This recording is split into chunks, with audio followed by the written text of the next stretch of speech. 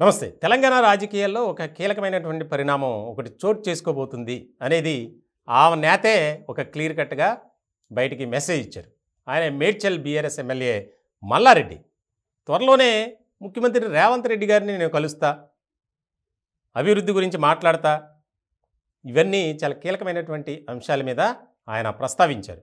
ఇదే ఇప్పుడు ఇంట్రెస్టింగ్ టాపిక్గా మారింది తెలంగాణ పొలిటికల్ వింగ్లో. చాలా ఇంట్రెస్టింగ్గానే మాట్లాడుకుంటున్నారు దీనిపై.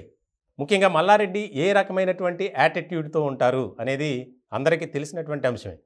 ఇటీవల కాంగ్రెస్ పార్టీలోకి ఆయన కూడా వస్తున్నారు అనేది బాగా వినిపించింది.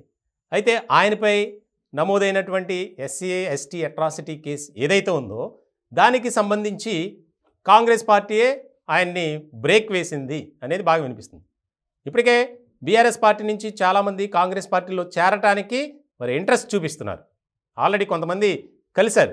ఇలాంటి నేపథ్యంలో ఈయన డైరెక్ట్గా నేను కలిస్తే తప్పేంటి, ఒక ముఖ్యమంత్రి హోదాలో ఉన్నటువంటి రేవంత్ రెడ్డి గారిని కలిస్తే ఏమన్నా మిస్టేక్ ఉందా, నేను ఖచ్చితంగా కలిసి తీరుతా, నా నియోజకవర్గ అభివృద్ధి గురించి మాట్లాడతా, తెలుగుదేశం పార్టీలో నేను ఆయన కలిసి పనిచేసాం, కలిసి మాట్లాడితే తప్పేంటి అని ఎదురు ప్రశ్నిస్తున్నారు.